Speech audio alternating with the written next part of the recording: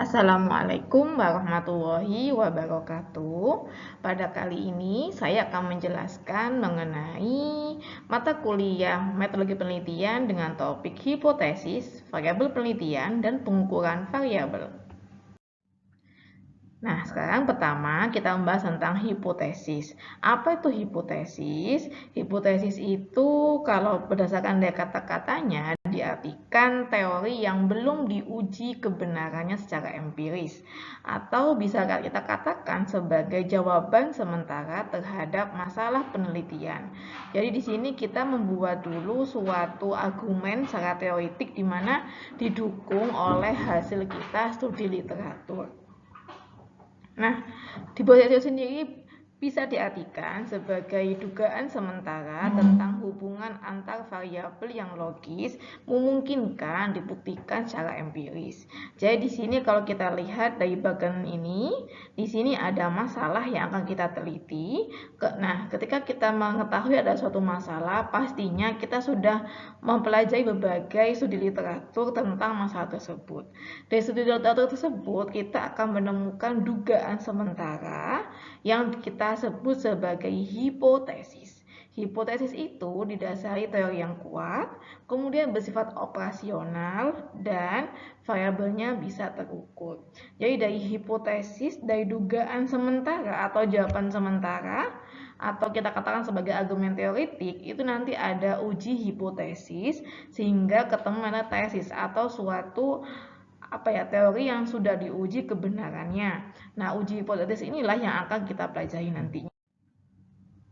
Lantas, bagaimanakah ketika kita merumuskan suatu hipotesis? Pertama, kita perlu mengetahui variabel penelitian kita. Jadi kan kita pertama mendapatkan suatu masalah nih, suatu masalah ingin kita teliti. Dari situ kita harus ngerti tujuan kita. Kita itu meliti apa sih? Nanti kita rangkum, kita buat semacam draft, judulnya apa. Dari situ, dari judul tersebut kita bisa menentukan variabel penelitian berdasarkan tujuan utama penelitian kita.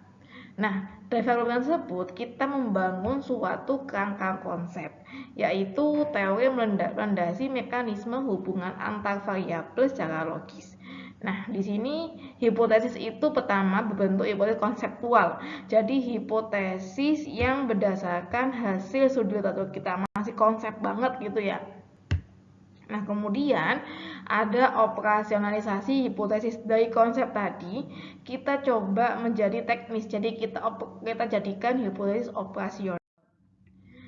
Kemudian, apa aja yang menjadi hubungan penyebab hipotesis? Pertama, adanya asosiasi yang kuat. Ini kemudian ada konsistensinya. Kemudian kita bisa melihat juga dari kemungkinan dari segi biologis dan kesamaan dengan hasil penelitian lain.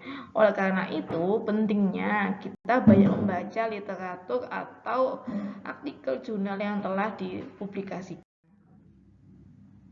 Bagaimanakah cara untuk operasionalisasi hipotesis? Menjabarkan hipotesis konseptual menjadi variabel-variabel yang terukur. Misal di sini hipotesis konseptualnya yang berdasarkan studi literatur, thiamphenicol lebih efektif daripada chloramphenicol untuk pengobatan demam tifoid pada anak. Ini kan berdasarkan studi literatur kita. Nah, ini kita buat menjadi hipotesis operasional. Nah, jadi di sini kita harus melihat, jadi angka kesembuhan demam tifoid pada anak umur 5-10 tahun dengan terapi thiamphenicol dosis 30 mg per hari selama 5 hari lebih tinggi daripada terapi chloramphenicol masih sama. Nah, dari sini kan sudah ada kenapa sih dikatakan lebih efektif, ternyata ada hubungannya dengan dosis responnya, ada hubungannya dengan waktu perlakuannya. Nah, itu kita jabarkan apa sih makna dari lebih efektif tersebut. Kemudian apa sih kegunaan dari hipotesis? Nah, ini tujuannya yaitu kegunaannya itu kita menetapkan rancangan penelitian kita. Dari situ, dari penelitian ini kita bisa menentukan jenis penelitian. Penelitian kita ini enaknya penelitian apa ya? Deskriptif atau analisa atau bagaimana? Nah, itu tergantung dari hipotesis kita. Kemudian dapat menentukan subjek penelitian kita. Kira-kira ini subjeknya kita ke siapa? Atau ke hewan coba, atau ke pasien, atau kita hanya deskripsi saja. Kemudian setelah kita menentukan subjek penelitian kita, cara kita untuk mendapatkan data, kita perlu melakukan instrumentasi. Kira-kira ini biar dapat data itu kita pakai instrumen penelitian apa? Nah, setelah kita menentukan instrumen atau metode yang tepat untuk memperoleh data di penelitian kita, barulah kita menentukan model analisanya. Kemudian kita bahas mengenai variabel penelitian. Apa itu variabel penelitian? Ya, jadi gini, suatu konsep itu pasti mempunyai variabilitas nilainya. Jadi karakteristik subjek menyambung menjadi subjek satu ke subjek yang lain. Nah, variabel ini ada dua macam. Ada variabel bebas, ada variabel tergantung. Bebas itu independen, tergantung independen. Jadi di sini independen. Nah, dari situ kita bisa mengetahui apa sih perbedaan bebas dan terikat. Tergantung dengan terikat sama aja ya. Nah, di sini variabel bebas itu yang bisa kita secara bebas menentukan. Misalnya di sini tentang perlakuan, pengaruh. Jadi ini kita memberikan pengaruh luar pada hasil penelitian kita. Nah, kalau variabel tergantung, terikat atau tergantung itu yaitu hasil yang diberikan oleh variabel bebas. Misal contoh ya, misal gini. Pengaruh konsentrasi senyawa X terhadap daya hambat bakteri apa gitu ya. Nah, jadi di situ yang secara bebas kita tentukan adalah variasi konsentrasi. Misal kita variasi misalkan dari 0, 1 ppm, 2 ppm dan seterusnya. Itu kan kita yang menentukan. Nah, yang terikatnya apa, Bu? Yang terikatnya itu yaitu hasil daya hambatnya tadi, berapa senti yang dihasilkan gitu. Atau kita lihat variabel terikat itu yaitu respon yang dari respon dari subjek setelah diberikan perlakuan gitu. Nah, variabel itu adalah karakteristik subjek penelitian yang memiliki variasi atribut atau nilai. Contoh, jenis kelamin, yaitu variabel yang memiliki variasi atribut laki-laki atau perempuan. Kemudian variabel umur, kan ada variasi nilainya. Kemudian dari tingkat depresi kan ada variabel memiliki variasi nilai atau skor. Nah, jenis variabel itu ada berbagai jenis ya. Pertama berdasarkan kategorikal dan kontinu. Kalau yang termasuk kategori ini misalnya seperti seks, misalnya jenis kelamin, ras, misalnya suku Jawa, suku Batak atau gimana. Kemudian ada juga yang ordinal, misalkan stadium kanker atau kelas sosial. Nah, untuk yang kontinu ini ada juga yang berdasarkan interval, misalkan skala suhu. Kemudian ada juga yang ini tentang bebas dan terikat. Misalkan yang terikat ini, misalkan kanker rongga mulut. Yang bebasnya itu misalkan pengaruh merokok gitu ya. Nah, ini yang kontinu ini misalkan ini ada rasio denyut nadi, kemudian tentang L serumnya. Jadi nanti ketika kalian sudah membuat proposal penelitian atau merancang suatu konsep penelitian itu kan harus membuat tabel seperti ini. Jadi ada beberapa variabel, mana yang kategorikal, mana yang kontinu, mana yang dependent, independent, interval, nominal, ordinal, dan rasio. Variabel kategorikal dan kontinu. Kalau kategorikal ini yaitu terdapat kesenjangan antara nilai, misalkan jenis kelamin, perempuan, laki-laki gitu. Misalkan jenis status, misalkan bekerja tidak bekerja. Kalau variabel kontinu ini tidak terdapat kesenjangan antar nilai. Kemudian kita bahas mengenai variabel dependen dan independen. variabel dependent atau kita kenal dengan istilah variabel terikat, yaitu variabel yang dihipotesiskan dipengaruhi oleh variabel bebas atau pengaruhi oleh variabel lain atau kita bebas ya. Kalau variabel bebas itu variabel yang dihipotesiskan mempengaruhi. Jadi misalkan ini ada judul pengaruh volume reagen terhadap kadar hemoglobin gitu ya. Nah, di sini kan yang mempengaruhi itu kan apa itu? Volume dari reagennya. Yang dipengaruhi kadar Hb-nya. Jadi nanti di situ kita bisa membuat suatu persamaan.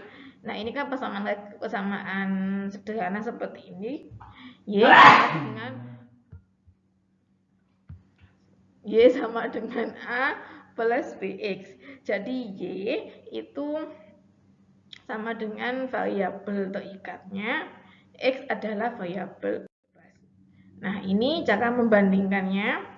Jadi variabel dependent atau terikat itu yang terpengaruh, variabel yang dijelaskan atau variabel hasil. Nah, atau kita dengan responnya. Kalau yang independen, yang bebas, yang mempengaruhi, yang menjadi faktor penelitian, prediktornya dan stimulusnya. Kemudian ada lagi variabel perancu atau confounding factor, merupakan faktor ketiga yang memenuhi syarat sebagai berikut. Misalnya ini merupakan faktor resiko penyakit berhubungan dengan paparan, bukan merupakan variabel antara dalam mekanisme kausal paparan atau penyakit. Variabel perancu ini misalkan urutan kelahiran, nanti misalkan umur ibunya. Jadi kita misalkan penelitian tentang Down syndrome itu kan ya. Jadi kan ada hubungannya dengan masa kehamilan si ibu. Nah, itu dilihat gimana kelahirannya itu, proses hamilnya bagaimana. Jadi ada variabel perancunya. Berikut saya contohkan tentang contoh hipotesis. Jadi ada hubungan antara pemakaian kontrasepsi hormonal dengan timbulnya jantung koroner. Nah, nanti ini kalau judul ini dibuat judul penelitian, diginikan pengaruh pemakaian kontrasepsi hormonal terhadap kejadian penyakit jantung koroner. Kemudian ada juga judul hipotesis, kebiasaan merokok merupakan faktor resiko untuk terjadinya kanker paru. Misalkan ini ada hipotesis lagi, natrium ferrobisitrat lebih efektif daripada ferrosulfat dalam terapi anemia. Jadi itu kita baca dulu studinya, baru kita nanti bisa membuat hipotesis. Nah, ini terdapat perbedaan pemilihan alat kontrasepsi antara penduduk kota dan desa. Nah, itu kan ada pengaruh dari pendidikannya juga atau dari segi pengetahuan. Nah, nanti untuk membuktikan hipotesis kita perlu ada data. Datanya itu tergantung bagaimana kita memperolehnya atau kita mengambilnya. Data dibagi jadi dua, ada data primer dan data sekunder. Kalau primer itu berdasarkan dari pengamatan, yaitu observasi. Jadi data yang pertama kita peroleh atau kita langsung memperolehnya. Kemudian kalau sekunder atau literal, kita memperoleh dari sumber yang kita misalkan dari literatur atau dari data rekam medis, itu bisa. Yang kedua, berdasarkan dimensinya. Ada data tunggal, ada data ganda. Yang tunggal itu misalkan tentang suhu, berat, tinggi, kadar obat. Kalau ganda itu kan derajat keganasan dan status gizi. Kemudian berdasarkan jenis pengukurannya, ada dua, ada kualitatif dan kuantitatif. Kalau kualitatif itu ada tidaknya ciri khasnya tuh ada enggak gitu, jadi sekalian tuh nominal gitu ya. Kalau kuantitatif itu berdasarkan jenjang nilainya, bisa skala ordinal maupun sampai dengan rasio. Nah, bagaimanakah cara pengambilan data? Pengambilan data itu yaitu pengukuran variabel dari subjek penelitian. Nanti kan gini, kita kan ngasih perlakuan yang kita sebut bebas, nanti kan memberikan respon atau hasil itu sudut variabel terikat atau dependen. Nah, dari situ kita kan kalau ngambil data ini kan kita mengukur variabel dari subjek penelitian. Itu harus mengikuti kaidah pengukuran. Pertama harus objektif. kemudian valid, dan reliable. Datanya nanti harus memenuhi 3 syarat ini nanti ya. Valid, objektif, reliable. Nah, bagaimanakah pengukuran objektivitas? Pengukuran yang tidak terpengaruh oleh kemauan atau kehendak seseorang atau secara subjektif. Jadi harus benar-benar berdasarkan objektivitas dari penelitian itu sendiri.